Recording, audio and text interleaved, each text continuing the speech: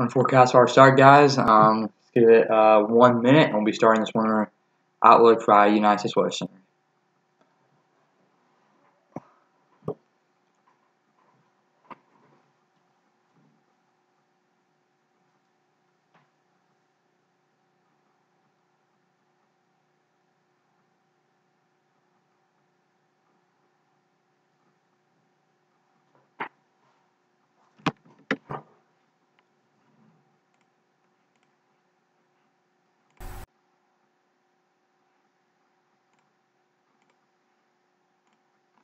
All right, everyone, here we go. United States Weather Center Winter Outlook stream starting right now.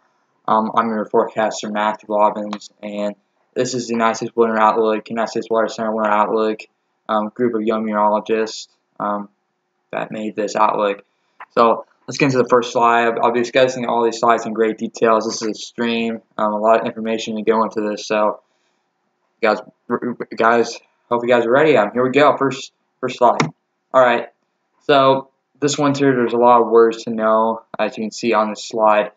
There's four words I want you to know on here.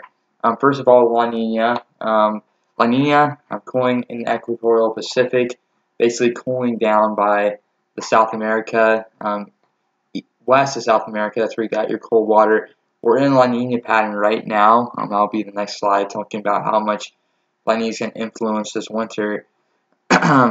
But yeah, okay. You can see blizzard. You guys know what blizzard is. Northeaster. Next thing, QBO. Okay, it's a quasi-biennial oscillation. Okay. Basically, this is the winds in the stratosphere. They blow either from west or they blow to the east. Right now, we're in an eastern QBO or descending QBO. Another word to know is the North Atlantic oscillation, to the region in the North Pacific, or North Atlantic, sorry about that, North Atlantic. And when it's negative, you get a ridge up by Greenland. Positive, you get a trough. Right now, we are in negative NAO, and what this caused was a lot of cold weather in the eastern United States. Okay, AO also Arctic oscillation, region in the Arctic. Again, if there's a high pressure system or ridge up there, that brings cold down here in the United States. And there, again, we'll talk about more detail in the next slides. Okay, and then PBO. This is just the waters off the west coast of North America. We're in a positive PDO right now, so again, we'll talk about more what the PDO does as well in the next couple of slides. And these other slides, I'm going to leave it up for you right now just for about 30 seconds just to read what they say. And again, more detail to come in all this in La Nina, NAO, AO, and QBO in the next few slides. Okay, so I'll give you 30 seconds to read this, and we'll be going on to the next slide.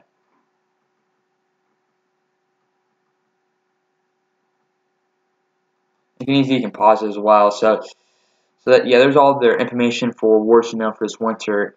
Okay, so what's La Nina? Okay, La Nina is the cooling of the water in the equatorial Pacific. Okay, and this occurs because stronger than normal trade winds turn up cooler waters down in the water. Okay, and this is what typical La Nina brings. The map on the right, cooler than average temperatures in the northern plains, active storm track across the northwest and Ohio Valley, and a dry pattern down in the southern United States.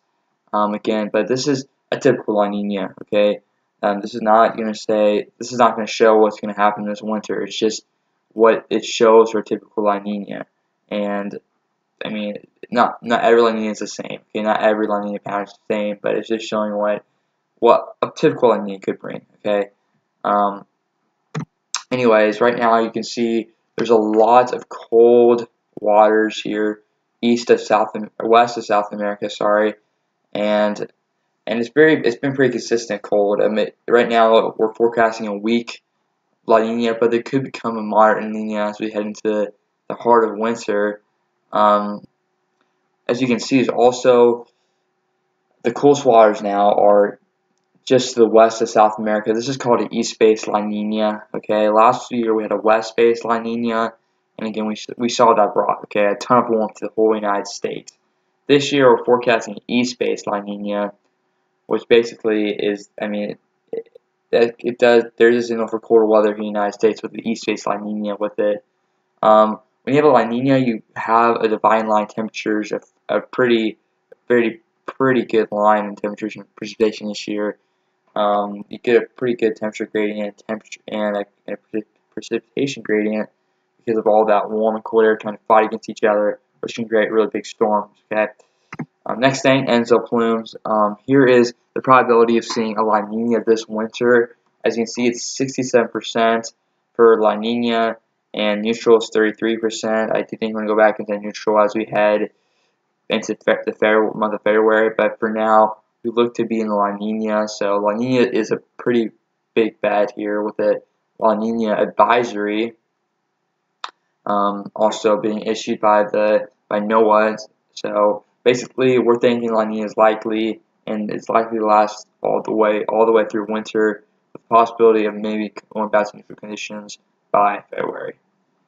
All right. So next thing I'd like to discuss is Siberian snowfall. Okay, this is basically showing the snowfall in Siberia, and when you have an early buildup through October and through October and November, and even into early December, what happens here is when you get a lot of buildup in that short amount of time, what that can cause is some very cold weather to develop here in the poles. Now, there's correlations to this. There's some false correlations though. Now, you can see, yeah, there's a lot of snow in Siberia. A lot of people are saying because there's a lot of snow in Siberia, there's gonna be a lot of snow in the United States. Not necessarily, but we've had years where there's a ton of snow in Siberia, and it wasn't very. I mean, we didn't get a lot of snowstorms here. But it does correlate with maybe some colder weather in the Arctic. When you have all the snow build up, you get very cold Arctic air to come down, and you have a nice little trough maybe to develop in the United States. When you have all that cold snow and ice, it can build up the Arctic and give us a lot of cold air, but it doesn't really necessarily correlate to more snow. It just correlates to maybe how much cold we get and how brutal the cold is going to be. So, and there is a lot of buildup in Siberia right now. So, I mean, the chances of a cold winter, I mean, Arctic winter, some parts of Arctic air are increasing a little bit with the Siberian snowfall really starting to take shape and everything like that. So, next thing we want to talk about is the NAO. Again, these are AO and NAO. They play a huge role in this winter, okay, in any winter. So basically, a positive NAO gives you warmth in the southeast. Not a ton of warmth, but above average, okay. And that's positive NAO really supporting southeast ridge, okay. Negative NAO, which we're having right now, increases the cold shot, and it creates cold air to come down to the United States, gives a whole lot of the eastern United States cold air, okay. And I think the AO has more influence on the U.S. weather here. If you get a negative AO, which is shown here, you're going to get cold again across the central and eastern United States. Now, the big thing is we don't know what the NAO is going to do during the winter right now. Right now it's negative. It's kind of going back to neutral right now, and AO is still negative. But we don't know what this is going to do to the weather during winter. Okay. Usually when we have a negative NAO and negative AO during winter, it's brutal cold. But we don't know if it's going to go negative or stay positive during the heart of winter right now because it's so far out there still.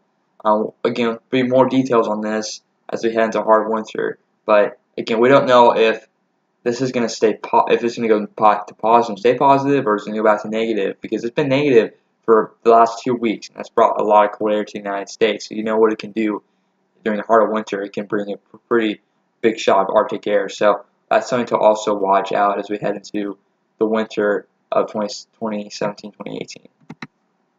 Okay, something different now. The QBO. Okay, I told you what the QBO was. It's winds in the stratosphere, and they either blow east or west. Okay, and they switch directions approximately every 14 to 16 months. My studies have shown. Again, an eastern QBO, which we're in right now, tends to bring colder weather, as a western QBO tends to bring warmer temperatures to the United States. And last year, okay, we had a western QBO. The western QBO, westerly QBO, was supposed to go back to eastern direction. I mean, instead it strengthened, and you saw what happened. Okay, we had a ton of warmth here, in the whole United States. But don't worry, guys. The QBO is ascending, it's going back to eastward motion, eastward wind direction, and this can help with, and there's also been correlation to this helping with highlights or blocking. As you can see on the right image, there's a there's your positive or your negative AO, okay, and you can see that blocking that polar vortex now in the United States, with more blocking up here by in the west and up by Alaska. So this helps with colder weather, and this is increasing confidence of, yeah, we're going to have potentially colder weather here in the United States. Again, last year we had a western based QBL, and again that brought us a ton of warmth. But this year, don't worry, we're forecasting an easterly QBL, so colder weather, again, more potential of that, as you can see, another implication of a colder winter with the easterly QBL. Okay, so next thing we want to talk about is the polar vortex.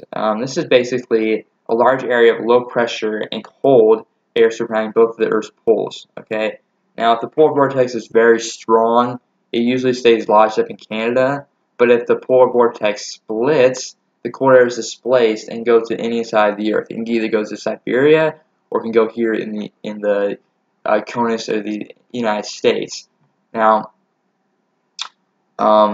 when winter of 2013-2014, we had a huge polar vortex split. And right now, as I looked at today, from the Euro, the GFS, and the CMC, what I saw today was a split in the polar vortex heading into the early December. So that increases confidence that maybe seeing colder weather by December. We're going to have to watch out for that. But in terms of the whole winter and the polar vortex can do it, it depends what it does here. But if it splits, the risk of cold and snow becomes way higher.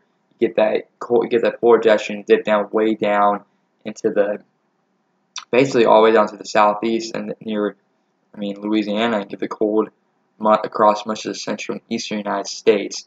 And again, will we experience a polar vortex split this winter? Again, there is increasing confidence that we might actually go through one heading into early December, as I've seen a lot of model runs and a lot of upper echelons meteorologists saying, yes, there is a polar vortex split may possibly happen. So that could be something to watch. But in terms of winter as a whole, you don't usually get a polar vortex split the whole winter. And if you do, it's pretty brutal. So, and if we don't see, and again, if the polar vortex doesn't split, we can see, Arctic air, but it won't be. It will just be short-lived, and we'll rebound to average or even above average, likely after any significant cold shots from the troughs digging down the south and into the eastern United States. Okay, so over to Clippers. This is what we think the main or secondary storm track is going to be.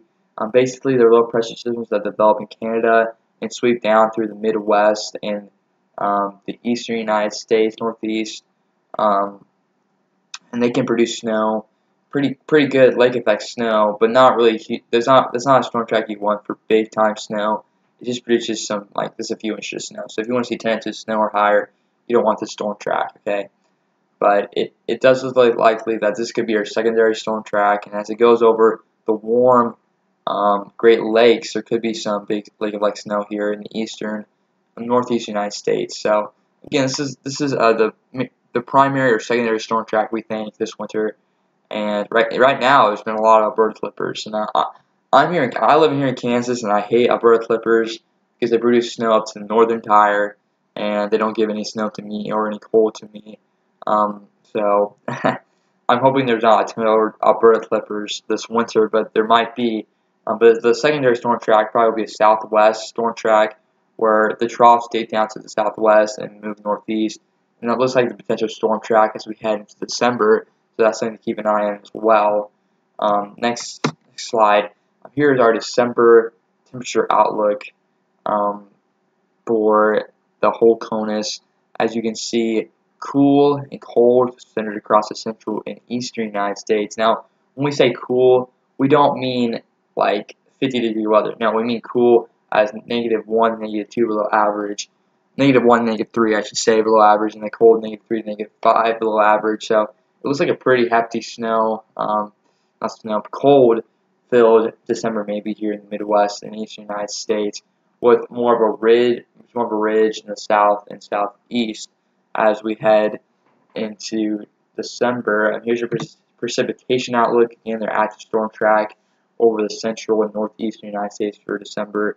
This could change the next few weeks as we fine-tune the storm track. Like I said, I saw new trends in the data today that there's more of a trophy look over here in the west and more of a ridging look here in the southeast with the storm track. If you follow my just follow my pointer here, storm track basically sorry about that.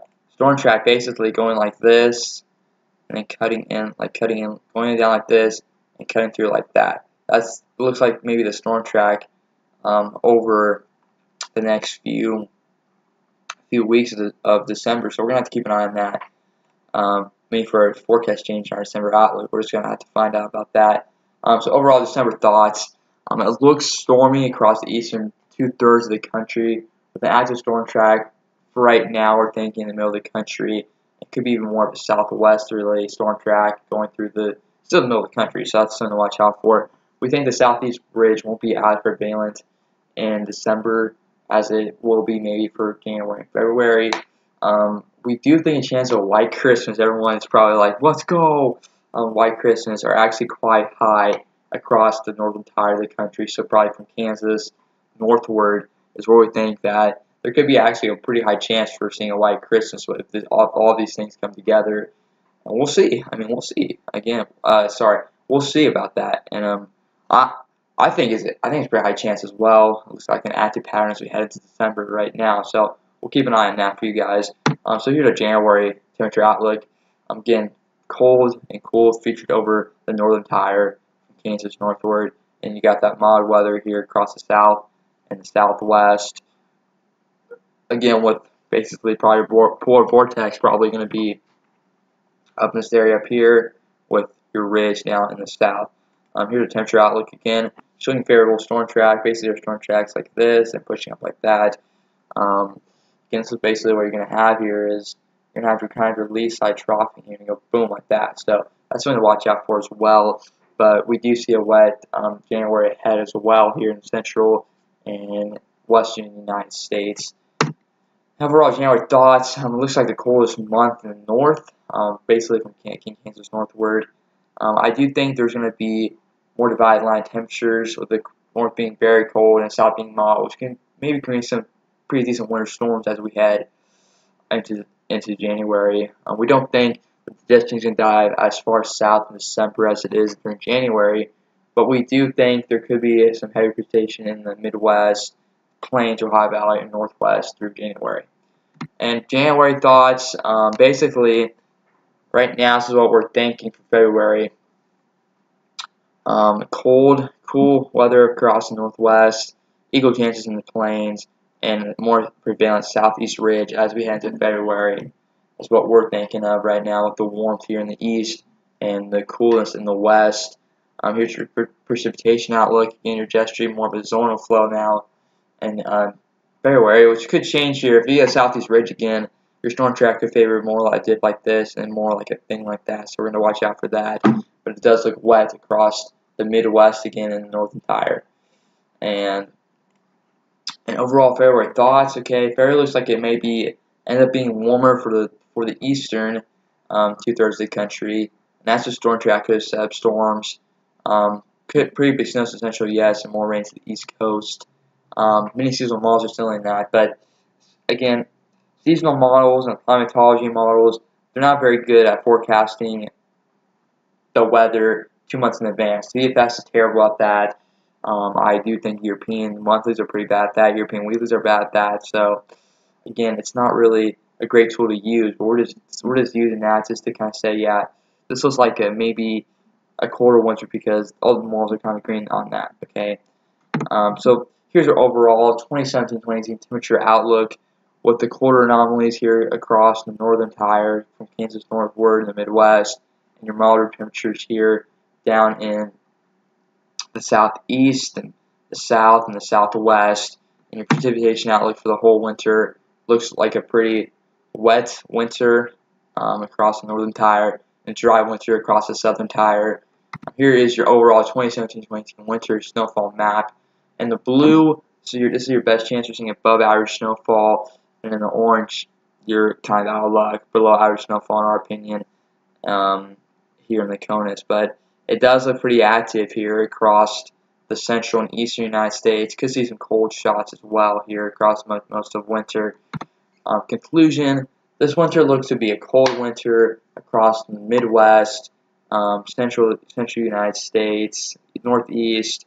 But in February, you could see warmer weather starting to come back here in the Southeast. But pretty sizable snow amounts possible this winter here in the central U.S. Some ice storms possible in the Northeast as a sharp temperature gradient. But we think it's going to overall be a front-loaded winter with a lot of winter storms here in December and early January. We'll also could see more winter storms here again by late January into early February. We don't know yet, but bottom line is winter is going to be a pretty hard winter to forecast here, as there's a lot of methods going in here for this winter. Again, here's the credits all of us here at United States Weather Center, and please not use this for your own presentation without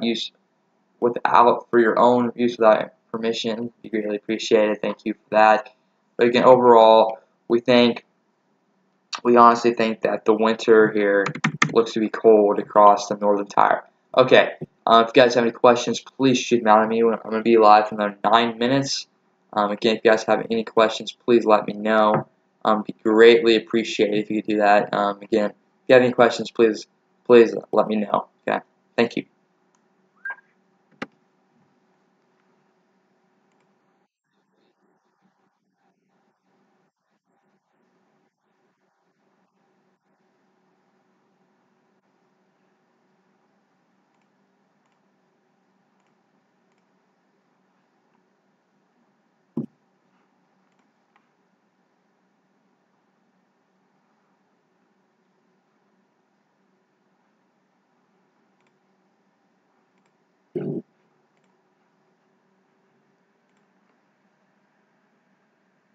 Looks like we have no questions in, so thank you guys for watching this live stream of our winter weather outlook. I'm very happy to be doing this today for you guys. So basically, I hope you guys really enjoyed watching this live stream of the winter forecast, and I hope everyone has a great day. Enjoy winter. That's all for the live stream today. Have a great day. Goodbye.